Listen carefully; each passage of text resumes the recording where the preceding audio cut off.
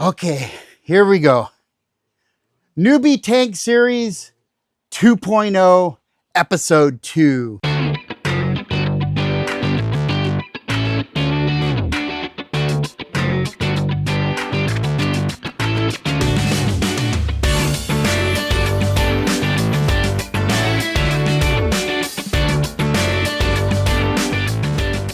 Hey, welcome everybody back to the Newbie Tank Series. This is a series where me, a newbie, builds a new tank and kind of learns along the way. Now, if you tuned into the first time we did this series, I knew nothing. My good friend, Mr. Saltwater Tank, taught me everything to do my first reef tank. And hey, thanks to everybody that watched that series and are back to see this one. Now, so I'm not completely a newbie. I've had a tank for 2 years, but it was missing something. Those holy grail fish, those fish that we all go, oh, I want that fish. And that's kind of what I wanted from the start, but I also love having a coral reef. The problem was my holy grail fish is a puffer fish. That's what I've always wanted. And a puffer fish, what I've learned, is going to get pretty big, and it also will kind of wreak havoc on a reef tank. It likes to eat the corals and whatnot. So the solution, build another tank. So that's what I'm doing. Thanks for joining me. I'm going to walk you through every step of the process. And so where we need to begin this process, since we've decided we're doing it, is where's it going to go?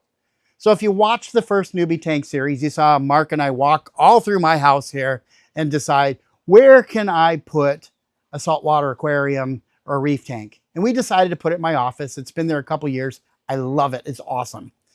But this new one's going to be even bigger. So where am I going to put it? So we went back to those same spaces and we decided it's going to go in what we call our study. Now, our study was just a formal dining room. That was never formal dining. We don't really do that. And it's right in the center of my house. You walk in the house, you can see it. You walk past it to the kitchen and living room. It's the focal point of the house. But it just got walked past because nothing was really in there. Except a couple years ago, I bought my wife an electric piano when I discovered she could already play some piano. That's an issue. But it turns out this is all my wife's idea. And she's like, hey, we can move my piano upstairs into the loft. We're going to move the piano out and then put it right where the piano goes. So that's pretty exciting. So then the next step was, how big a tank can we put here? Now we have this window box that my father-in-law, who has since passed away, built for us. It's got some storage underneath and a nice little sitting spot on the cushion in front of the window. That is a piece that can't move. It was built for there and it has a lot of sentimental value. So that has to stay there. So now we measure the wall and we go, okay, it has to butt up to the wall close and then as big as we can go here. But then we have to be able to swing the doors open to get to the sump, be able to get behind the tank to scrape the algae. So it turns out that Red Sea makes a tank that's just about the perfect size for that space. And so that's what I'm going to do. I'm going to walk you through choosing my Red Sea tank. I've already done this. I've already looked. So I'm going to take you right to the website here. I'm on saltwateraquarium.com on my computer. And I'm going to click on aquariums and scroll down the Red Seas right here. Now I'm choosing the Max Bundles. Now Mark and I have made videos at trade shows. Thank you all who watch them. And we always see what's new. So I'm always listening in the headphones while Mark's interviewing the folks from the different manufacturers. And we always check out what Red Sea's got that's new. They're our biggest seller here on saltwateraquarium.com. And so the last time that we were at Reefer in Orlando, I think it was Orlando that we were talking with Red Sea, and they were telling us all about these Max Bundles and that, you know, it comes with a skimmer, it comes with the lights. A lot of the things are included in the bundle that you're going to get anyway, and they're all designed to work together. And what's really cool is you get a discount buying it in a bundle. That's awesome. And then they also have what's called the Reef Beat app, which I was like, that's pretty neat because I have a controller on my reef tank. We'll talk about that later because I plan to add some of that as well. but a lot of it's built in the Red Sea. The skimmer has a controller, the return pump has a controller, the lights are on the controller, and it's all right there in its own app. Very cool. Now that's something we'll touch on in the series as I set it up, but that's what I'm choosing. This one right here, let's click on it. This is the Reefer Max G2 S1000. It's a long name, but it's a long tank. How long is it? Let's scroll down and take a look. Here's all the specs. So the total system volume in my new tank is 264 gallons. I think my other tank is like not even 200. So this is quite a bit larger. Now that's total system volume. That's not the volume of the actual display tank. We'll go down one step here. That is 210 gallons. Now why there's a difference is, of course, the sump. There's a sump underneath this tank, and that's 55 gallons. So 55 and 210 gives you that 265 gallon total. So that's a lot of water. That's also a lot of weight. So that's why it's on the ground level, on the main floor. It can support that kind of weight. Now, before we order it up, let's go through the list of the things that are included in the Reefer Max bundle for this particular tank. So it includes the Reef LEDs. So it has their largest LED lights. The Reef LED is a new design from Red Sea, and it also comes with hoods so you don't have spill over the tank. And probably the best innovation from the newest lights from Red Sea is you can have 100% power at all the settings. That wasn't true previously, and I only know that because I learned it listening in the headphones while Mark was doing an interview. So I'm like, oh, those are pretty cool lights. And they're controlled by the ReefBeat app. Awesome. And then the next thing is the Reef Mat. Now, I don't have a roller mat on my current reef tank, and I've wanted one. So that thing actually could end up in my reef tank because it comes in this bundle, and I might not need it right away in this tank with just a couple of fish. But yet to be decided. It comes with it. Now what it is, it's just like a toilet paper roll.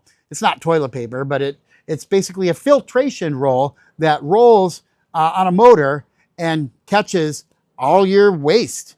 And from what I've been told from friends who have them, is this keeps your tank so clean. And they've told me, get that for your reef tank. So I'm super excited about having the Reef Mat, and it comes with the largest one they make, which is really cool. Now the Reef Wave pumps. This one comes with them. They're like long, skinnier pumps. I don't know a lot about them yet, but it comes with them, and again, comes with the controller, so that's awesome. Okay, DC skimmer. Again, this is a newly updated skimmer from Red Sea. Then it comes with a return pump, energy efficient, completely automated, on the ReefBeat app, return pump. Now what I've heard about it is it's really quiet. So I'm excited about that. And then it has what some people say are the best auto top-off system in the industry. Well, you know, they just put fresh water into your tank, evaporation, right? So what is the best auto top off? If it works, I guess. I'm sorry that I make it sound like it's not that big a deal. But I've had 2 different ones in my current system, and they work great. But this one will be different. It comes with the system. It looks great. So it comes with an auto top off. And the other thing about this tank, as far as the auto top off goes, the sump down in this tank is 2 sections. So you have your large sump, and then it has a pass through in your sump area to another tank.